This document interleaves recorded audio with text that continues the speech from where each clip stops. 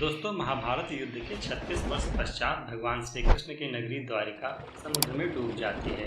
द्वारिका के समुद्र में डूबने से पूर्व श्री कृष्ण सहित सारे यदुवंशी भी मारे जाते हैं और इस प्रकार माता गांधारी का महाभारत युद्ध के बाद भगवान कृष्ण को दिया गया श्राप सच हो जाता है। लेकिन सवाल यह है कि माता गांधारी ने यह श्राप दिया क्यों था और भगवान श्री कृष्ण ने हंसते हंसते इस श्राप को स्वीकार क्यों कर लिया था। भगवान श्री कृष्ण की इच्छा के बिना तो कोई भी श्राप उन्हें छू भी नहीं सकता था, तो फिर क्यों भगवान कृष्ण अपने ही कुल के विनाश पर राजी हो गए। इस वीडियो को देखने के बाद आपकी ये सारी दुविधा दूर हो जाएगी। तो चलिए दोस्तों, वीडियो शुरू करते हैं।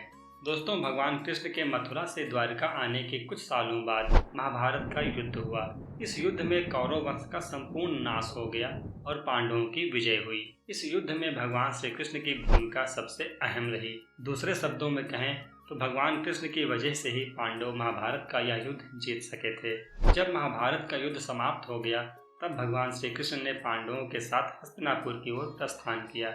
जब यह खबर संजय ने गांधारी को दी तो गांधारी गुस्से से तिलमिला उठी, क्योंकि गांधारी का मानना था कि महाभारत का युद्ध केवल कृष्ण जी की वजह से हुआ है, जिसमें कौरवों के संपूर्ण कुल का नाश हो गया। गांधारी के अनुसार यदि श्री कृष्ण चाहते तो युद्ध रुकवा सकते थे, परंतु उन्होंने ऐसा नहीं किया। उन्होंने इस महाभयंकर युद्ध को अपनी आंखों के सामने होने दिया। हस्तिनापुर आकर जब श्री कृष्ण माता गांधारी के सामने आए तो उन्हें देखते ही गांधारी का गुस्सा 7वें आसमान पर पहुंच गया और उन्होंने कृष्ण भगवान को श्राप दे दिया। गांधारी ने कहा, अगर मैंने भगवान विष्णु की सच्चे मन से पूजा की है तथा निस्वार्थ भाव से अपने पति की सेवा की है तो जैसे मेरा कुल समाप्त हो गया ऐसे ही तुम्हारा वंश तुम्हारे ही सामने समाप्त हो जाएगा और तुम देखते रह जाओगे। द्वारिका नगरी तुम्हारे सामने समुद्र में डूब जाएगी और यादव वंश का पूरा नाश हो जाएगा। श्री कृष्ण ने मुस्कुराते हुए गांधारी को उठाया और कहा, माता, मुझे आपसे इसी आशीर्वाद की प्रतीक्षा थी। मैं आपके श्राप को ग्रहण करता हूँ। यह सुनकर गांधारी रोने लगी और कुछ ही क्षणों में उन्हें अपनी गलती का एहसास हुआ। लेकिन श्री कृष्ण ने गांधारी को समझाया कि माता के प्रसाद की भांति ही उन्हें यह श्राप भी प्रिय है। दोस्तों, अब इस श्राप के पीछे का वास्तविक कारण जान लेते हैं। हमारे शास्त्रों में बताया गया है कि श्री कृष्ण स्वयं माता गांधारी के श्राप के इच्छुक थे, क्योंकि पृथ्वी पर धर्म स्थापना का श्री कृष्ण का उद्देश्य लगभग पूरा हो गया था। महाभारत के युद्ध में सभी दुष्टों का विनाश हो चुका था। अब केवल वही लोग शेष बचे थे जिनके हृदय में परमात्मा बसते थे। लेकिन द्वारका नगरी के बहुत से लोगों ने महाभारत के युद्ध में भाग नहीं लिया था, जिस कारण से द्वारका में अभी भी वही पुराने रीति रिवाज चल रहे थे।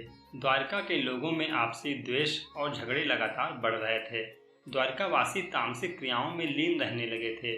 वहाँ धर्म की स्थापना होना अभी बाकी था। इसीलिए भगवान श्री कृष्ण ने गांधारी के श्राप के जरिए द्वारका में धर्म की स्थापना का निश्चय किया था, जिससे कि संपूर्ण धरती से अधर्म का नाश हो जाए और धर्म के विजय का परचम कोने कोने में लहराने लगे। दोस्तों, महाभारत के 36 साल बाद आखिर यही हुआ। यादव वंश आपस में ही लड़कर खत्म हो गया और द्वारका नगरी समुद्र में समा गई।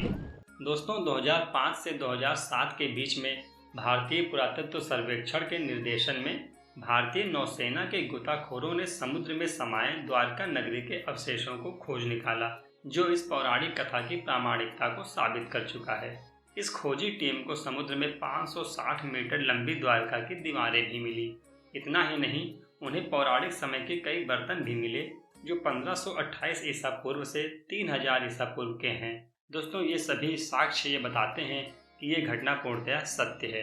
दोस्तों, वीडियो आपको कैसा लगा कमेंट करके हमें ज़रूर बताएं और ऐसे ही ज्ञानवर्धक वीडियो देखने के लिए हमारे चैनल को सब्सक्राइब करके बेल आइकन को ज़रूर दबा दें। जय श्री कृष्णा।